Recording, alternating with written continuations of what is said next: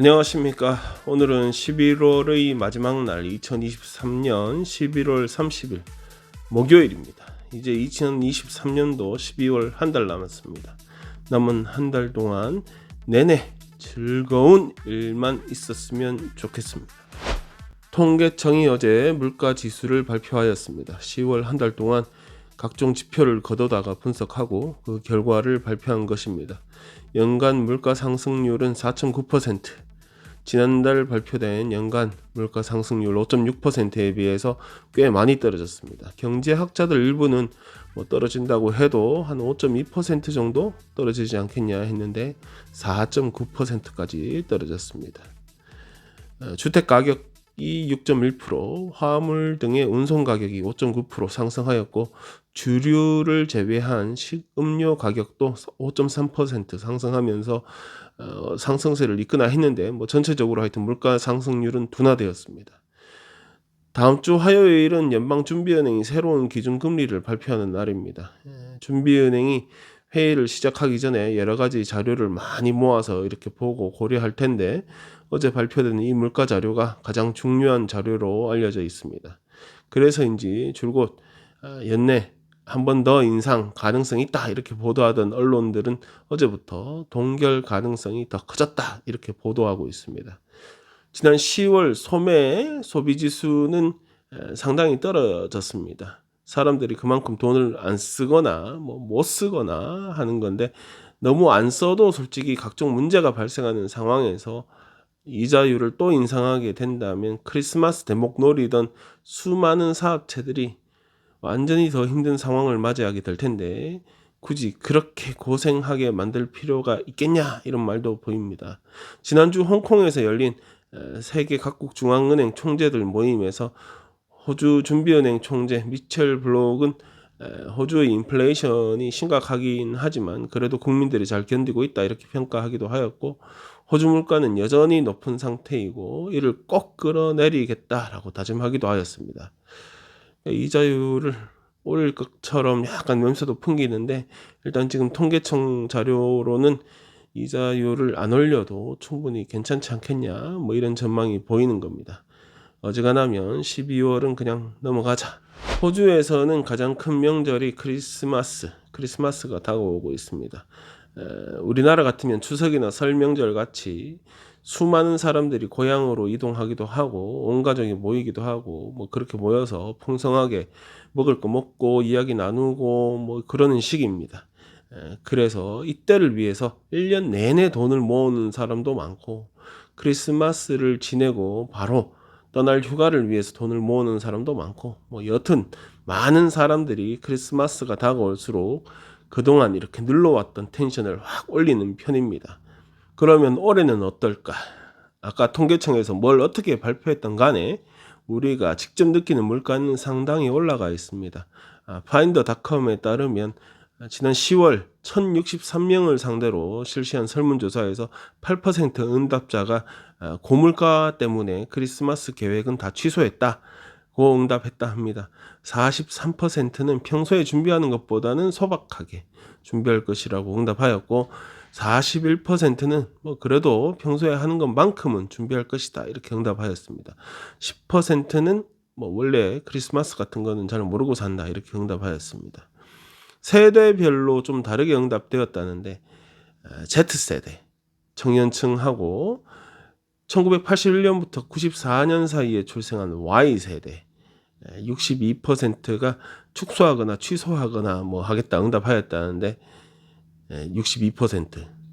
X세대 65년에서 80년생 출생 경우 저도 이 X세대에 들어갈 텐데 X세대는 47%, 그보다 더 어른 베이비 부머 세대는 31%.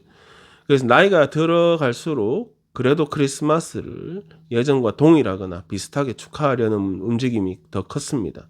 성별로는 여성의 52%가 취소 뭐 이렇게 하겠다 응답한 반면에 남성은 34%만 축소 혹은 취소할 생각이 있다 응답하였습니다.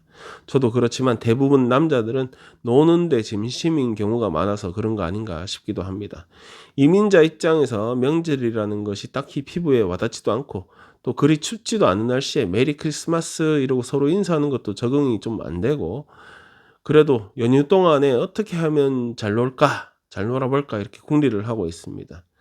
다만 올해는 뭐 어떻게 하면 좀 더 저렴하게 더 잘 놀까 궁리하는 것이 이전과 좀 다른 점이기는 합니다. 안 놀고 일하겠다 이런 생각은 죽어도 못하고 있습니다. 호주에서 아스마, 천식으로 사망하는 사람의 숫자가 30%나 증가하였다고 합니다. 2022년에 호주에서 천식과 관련되어 사망한 사람의 숫자는 467명으로 이는 2021년도에 355명보다 더 늘어난 숫자입니다.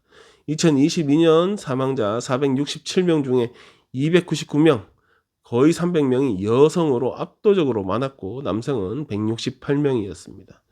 주별로는 뉴사우스웨일즈주가 가장 많아서 147명 기록했고 빅토리아주도 115명 기록하였습니다. 퀸슬랜드가 88명, 남호주가 49명, 서호주가 40명, 그리고 타스마니아, ACT, 노던 테리토리 각각 28명을 기록하였습니다. 여기서 눈에 띄는 것은 남호주라고 합니다.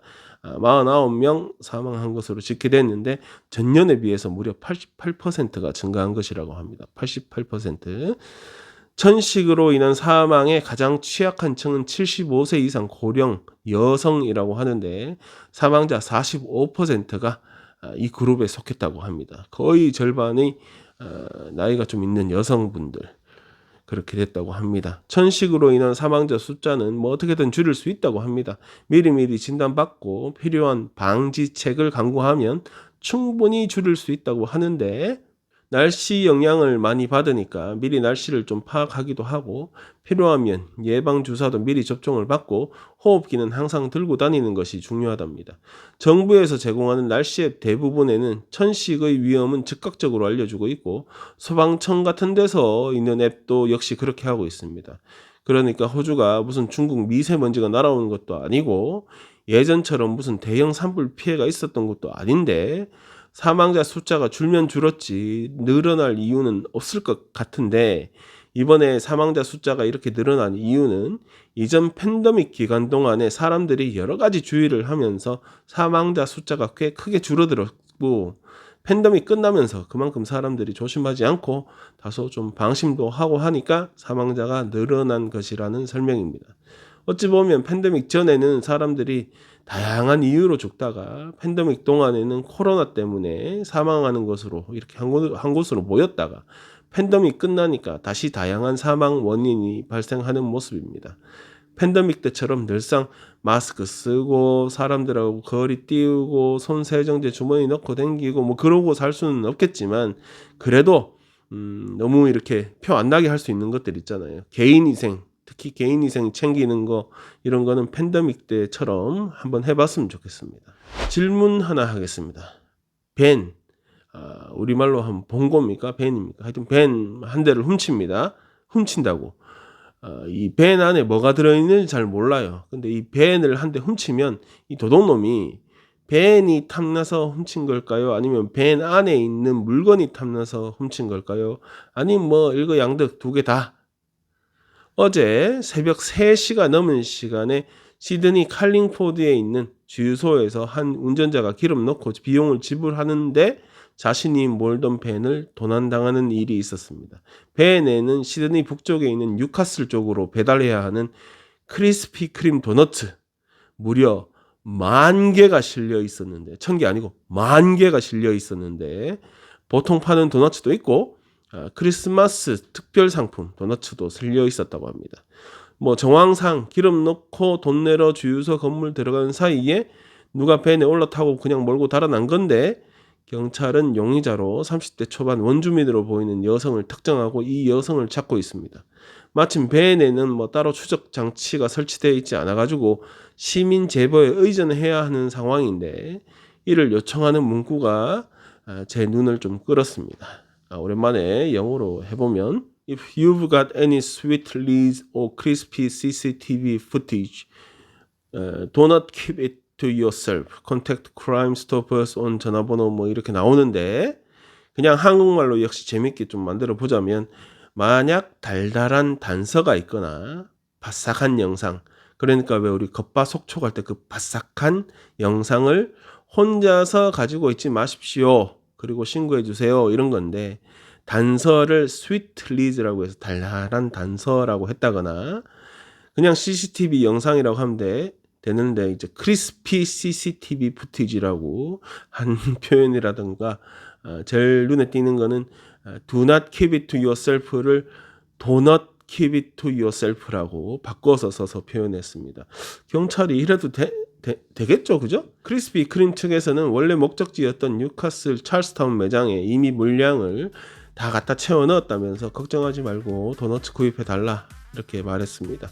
그러면서 주변에 걱정을 했던 분들하고 즉각적으로 대응해준 뉴사우스웨일스 경찰에 감사의 뜻을 표현하기도 하였습니다.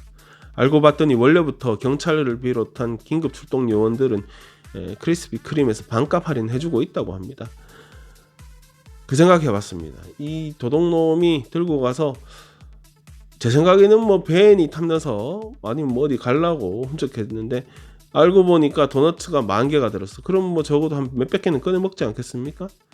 그러면 아닌가? 그냥 도너츠 또 어디 팔려고 가져온 건가? 네, 오늘 준비한 소식은 여기까지입니다. 오늘도 즐거운 하루 되시고 저는 별일 없으면 내일 12월에 또 뵙겠습니다.